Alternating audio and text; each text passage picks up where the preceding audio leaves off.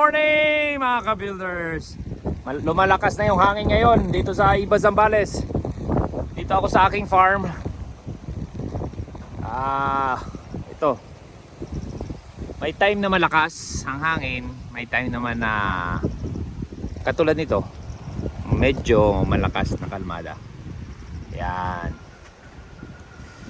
So, huminto na yung ulan. Ambon-ambon na lang. Sana palipas na to.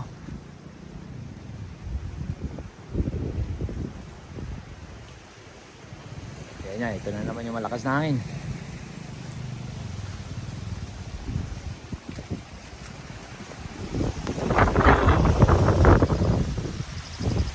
Okay. Yung aking mga tanim ay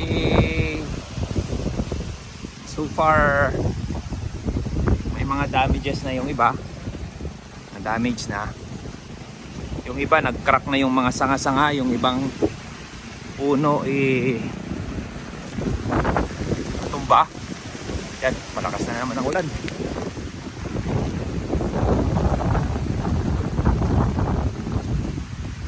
Ayun o, yung saging ko. Malakas na ang ulan, malakas na. So, tumba na yung ibang saging.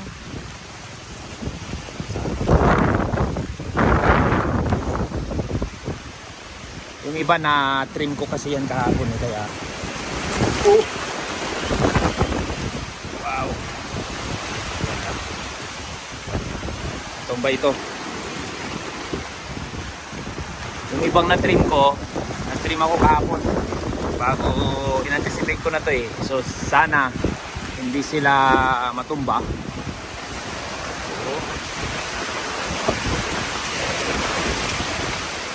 Lakas ng hangin. Pabugso-bugso yung hangin.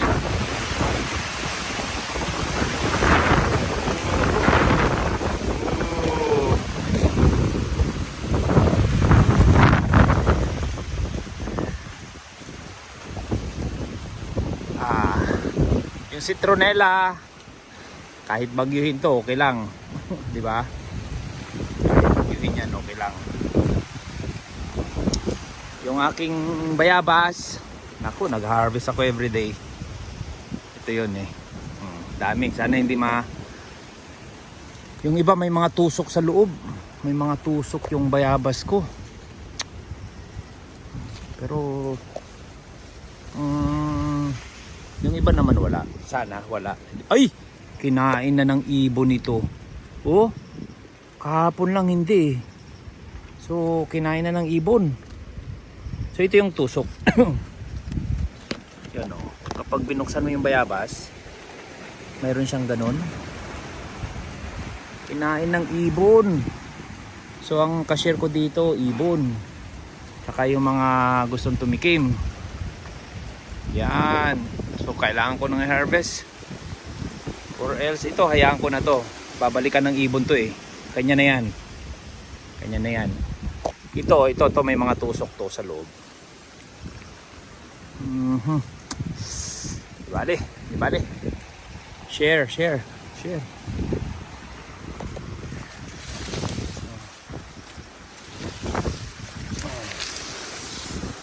Oh. So, sitwasyon ng dami Gusto ko sanang pitasin na pero gusto kong antayin sana yung mga anakis ko Bali, dadaling ko na lang sa kanila.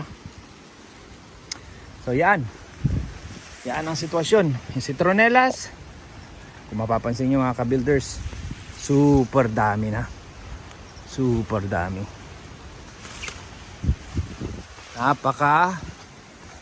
Napakalalago. So pwede na tong i-process for citronella oils since wala akong distillery pa, kaya ito ay intended for binhi. So pag bagyo ang citronella, pag bagyo walang problema kasi ganun lang siya Ito is 4 months na to Napakakapal.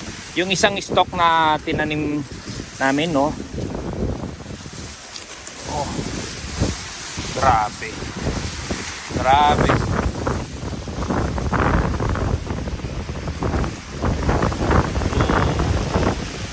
Other damages, ito hindi ko sure kung ito na yung kung ano o yung ibang halaman ko.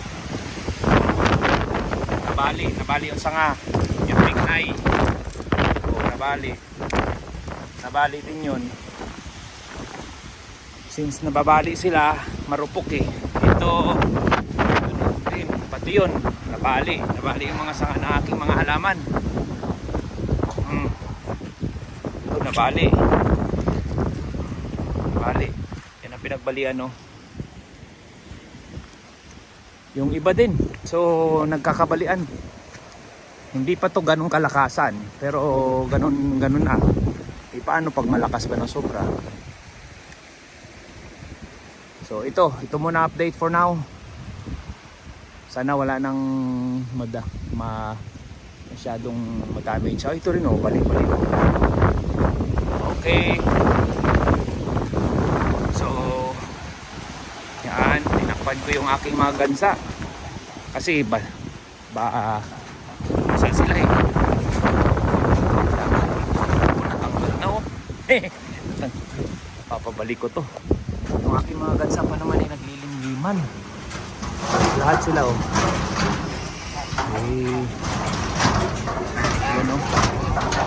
So, papaayos ko to ngayon.